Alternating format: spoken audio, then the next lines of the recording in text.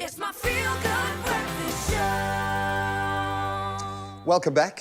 As once again we say, get ready to be inspired. And I love this way of thinking. Maybe it means a shift in thinking for you in a world where detours usually make us frustrated. Namon Andrea is a motivational speaker and an author on a mission. He is the author of the book, The Detour, offering a different perspective, and he teaches us how to see these unexpected changes not as setbacks, but as an opportunity to grow and change the direction that we're moving for the better. And his message challenges the norm, undoubtedly showing us how detours can actually lead to success and personal growth. Often, that's what we need. There's a little bit of a shake-up, and he's here to tell us more. Thank you so much for joining us, and congratulations on the success of this book. And I understand a brand new baby has arrived today as well, so congratulations all around. Thank you so much, man. I want to thank you for giving me the privilege to be here with you so that I can add value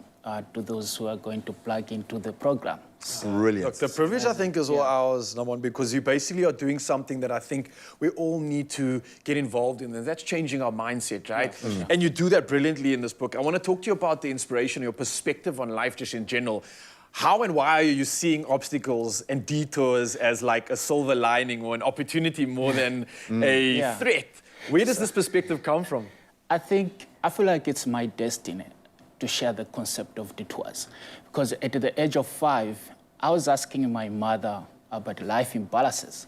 Why do you have poor people? Why do you have rich people? And why can't just the rich help the poor? I couldn't just understand such life imbalances. And that kind of unlocked my curiosity to learn more about the concept of detours. And that's how I started receiving my detours, not only as something that is inevitable, but also as an instrument that introduces me to me on many levels. And that focus has helped me to direct my energy and also devote my efforts into the things that I can change and not on the things that I can't. And this is why I decided to share this perspective with people so that they can look at my message as a guiding star while they continue their own journey in this life. And that's a true north. I just got to tap on what you say there, and I love how you word things. You mention detours as something that you earn, that gets given to you. You make it sound like a gift. It's a complete When you're perspective. ready, you will receive it. I love that. I love that. Sure, man. So basically, all through the challenges that I've gone through, like, at every stage, all the detours that I've encountered, they unleash the dormant talents in me that I think prosperity might not have awakened them. So the catalyst. And we see this common thread through so many of the uber successful people that we have on this couch is they don't see failure anymore. They wait for it to come. You used the word inevitable, which I think is brilliant because we always use that for a negative paintbrush. For sure. If you know it's coming, that's a blessing because you know it is coming. It's not going to blindside you if you are waiting for that shift to happen. That being said, we need to feel it. And I think you tell the story beautifully through your own path. Has there been one particular moment that tells the story for you? Has there been a big, significant detour that led to a significant win? So I have encountered so many detours, man. But thinking on one that led to a positive outcome might be the one in 2021. So I was working for this company and I resigned. The reason I resigned, I felt like I wasn't contributing anything to the company. And I am wired in a way that I want to be in a position where I can express myself fully, all my thoughts and my actions. And that place didn't just have that for me. So I resigned. And I want to share this with people. Like, we have two types of detours. We have intentional detour, and then we have unexpected detour. An intentional detour is something that you have planned, but it still didn't turn out the way that you planned. So I resigned, and 4 months after I resigned the job, I was so broke. I couldn't even afford to pay my rent. And it was at that time that I began giving lectures to organizations and people, and individuals rather, on how they can shape their future. And people didn't realize that in helping them on how they can shape their future, I was motivating myself. Doing it for yourself. I was motivating myself, yeah.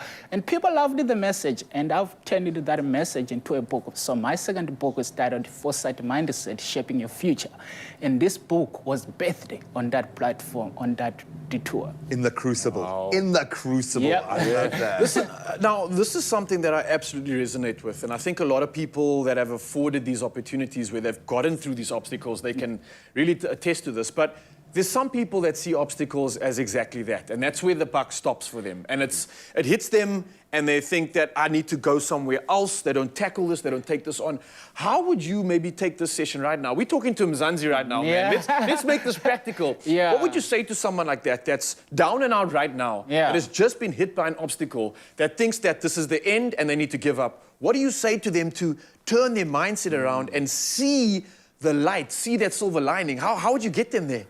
So I would say the greatest challenge, I love the fact that you have mentioned it, when people encounter detours, they think that's the end. That's one of the greatest challenges. So I normally encourage people to develop a vision of what they could be.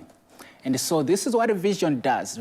And it has worked for me. And this is my testimony, the testimony of many millions of people around the world. And I think it will continue to be that in the past, present, and the future for everyone that you will ever admire. And so you must develop a vision of what you could be. So what the vision does, vision shapes your future. Vision gives you a picture of your future.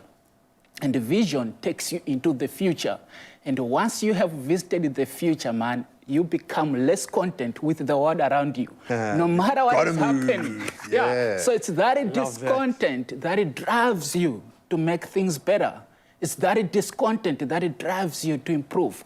And that automatically wears out and it tires off everything that is representing a hindrance. I love that. It's like, that's our, I think on this continent, and certainly here in South Africa, it's our superpower. Yeah. Because I don't think any of us are happy with where we are right now. I agree. I absolutely love the message that you are driving home, but the fact that it is a lived experience that we can plug into, even better. Take a look at that. I would imagine available online and all good bookstores right now, but we'll certainly hook you up with those details on our show. I love the fact that we have seen a detour not as the end of the road, but a door opening, possibly to a path that you hadn't discussed or kind of broached yet. But you've got to have that vision in place. You've got to know where you're going. Then it doesn't matter how you get there. That end result is there. Buddy, you've become our spirit animal for the day. Namon, thank you so much, my friend. Thank you so much, guys. Absolute Thank blessing. you. It was nice to be here.